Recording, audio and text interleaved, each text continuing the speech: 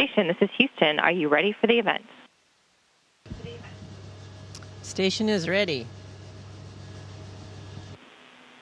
Moxie Productions, this is Mission Control Houston. Please call station for a voice check. Station, this is Rory Kennedy with Moxie Productions. How do you hear me? I have you loud and clear on board the International Space Station. That's so cool. Yes, it is very cool.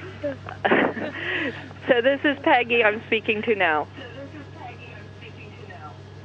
That's correct. It's nice to speak with you, Peggy, and a huge honor. Thank you for taking the time to talk with us. No problem at all. This is a lot of fun being up here, and it's great to try and share the experience. Thank you. So how is it up there? How does it feel to be back up in space? Well, you know, I thought maybe because I'm a little older and things have changed. It's been 9 years since I'd flown, 8 years since I'd flown, so I thought maybe my attitude would be a little different. If anything, I think I'm enjoying it even more. It feels like the right place to be. That's fantastic. They need to interrupt. Oh, they need to tell you something, Peggy, apparently. Apologies, please use your on-off switch between questions and answers. Okay, copy. Okay. How was the Soyuz ride up there, Peggy? That's when our crew was last with you. How was your voyage? Actually, the Soyuz liftoff was even smoother than I remembered it being. The 2 days on board the Soyuz waiting to get to the space station, that was almost as boring as I remembered it would be. My crewmates were a lot of fun to chat with, but it is a little bit boring waiting to get here because there's just not that much you can do in the Soyuz. It's pretty small space. Well, I imagine it's nerve-wracking, too, because, you know, there's still, with all the times you've been up there, there's the reality of the risks that you're taking and going up into space. Well, there's always a risk associated with space flight, but that's just part of the job, part of exploration. There's always going to be risk, and it has to be something that we try and minimize. But, of course, we do have to accept that this isn't, you know, a simple job, and it's always very dangerous and risky. So tell me about your activities up there. Can you help us understand what you're up to and what you're working on and what your day-to-day life is like? Well, last week we did an incredible amount of different scientific investigations, installing them and putting them in place and starting them up. And in one case, we had a problem with one that does combustions, an experiment that looks at combustion. And so we've spent some time troubleshooting that, trying to determine what is wrong with the rack system, that I can't remove the cartridge. It's a very complex piece of hardware. And so we've done some very complex troubleshooting. Yesterday and earlier today, we were doing some of the finishing up the servicing of the internal thermal control loops. So we have a huge variety of different things that we do on board the space station on a day-to-day basis. And it's just based on the needs and the priorities that are set to us from the ground. It's always fun, though. Every day is a little different than the day before, and we're always directly contributing to spaceflight, so I get a kick out of it every single day. I bet you do. And how is the impact on you and your body? Are you feeling that? I imagine it's pretty extreme conditions to adapt to. Well, it's interesting. You know, on my first flight, I probably had the most symptoms of being in space. They call it space motion sickness. But I really didn't have much of a problem coming uphill. But I still didn't feel at home for probably about 3 weeks in the sense that I wasn't hungry. It took my body some time to figure out how to adjust and live in space. My second flight I was adapted after I arrived on board station 2 days later, and this time I thought maybe because it had been so long that my body might have forgotten how to adapt, but I think maybe it was even faster. It seemed like I was comfortable from the moment we were on orbit, and so it's been great. I feel at home. Now, the place is a lot bigger. Home's a lot bigger than it was last time I was here. Isn't that amazing? Gosh, it's so fun to think about. And how about looking down at Earth? How's our planet looking? I know we've elected a new president since you left, so maybe you just want to stay up there for a little longer. Our planet is still just amazing. If anything, I think I maybe forgot how much it actually glows. It is just so beautiful.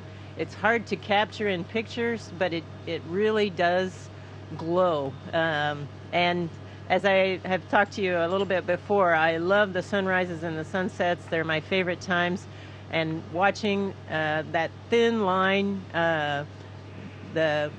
it's just amazing with all incredible shades of blue as the sun rises and as it sunsets, just amazing colors. It's a beautiful view. And do you see the vulnerability of the Earth, too, and how important it is to protect it? Do you see the impact of the wildfires and maybe global warming on places like California, where it looks more dry from up there? Can you see how vulnerable we are down here and appreciate it from that perspective a little bit? I think probably the thing that makes me think most about how vulnerable our planet is seeing those sunrises, and you get to see that outline of the atmosphere, and it's that blues I was talking about. And the Earth is a huge, huge thing in our view at 250 miles above it, and you can see the curve of the Earth, and you can see the curve of the atmosphere covering the Earth, and it is such a thin layer by comparison to the size of the planet. And that always strikes me and makes me feel like, hey, this is something that we need to protect. Yeah, I can imagine. Now, I understand last week there was a resupply mission that was sending you some pretty essential supplies, and there were some problems with that. Can you tell us what happened, and how does that make you feel? I would imagine you too are feeling, a little vulnerable up there. Well, actually, our planners have a very detailed plan. That's what NASA does best, is plan and have a backup plan for the plan that doesn't work. And it's one of the things I admire the most about NASA is our ability to solve problems. But in this particular case, the Russian side was affected much more. They had much more cargo on board that vehicle. But we have enough supplies to last well into spring. And actually today we had a successful launch of the HTV, the Japanese cargo vehicle, which will be arriving in a little over a week, and we should get plenty of resupplies on that as well. So that'll take us well into next year in terms of supplies. There were a few unique items that obviously might be a little more difficult. The Russians lost a spacesuit, and on one of the previous Cygnus flights that blew up we also lost a spacesuit. So it's something that happens. Again, has to do with the fact that space flight's not an easy thing, and we just have to keep pressing ourselves to do the right thing, make sure we're doing all the right tests and keeping the quality control where it needs to be so that we don't have these problems. That's awesome. I'm told I've got only one more question for you, which is if you could tell me what your plans are for the next 157 days that you're up there. It's a huge amount of time, and what you're missing from planet Earth during what you anticipate you'll be missing during that time. Well, probably the thing that I'll miss the most is food. Although our guys do a great job trying to give us food that we like, the lack of variety, I think, is probably the one thing that in the past, my previous experience has shown that's the one thing that gets a little boring. In terms of other things, it's great to be able to have the IP phone and email access so I can talk to family and friends, and I don't really feel particularly isolated. So I don't really think I'll miss them too much, other than, it's just being there in person with them. But it's great to be able to stay in touch with everyone. Well, that's fantastic. So I don't really think I'll miss a lot, and I'm going to be very excited about contributing to the science program up here.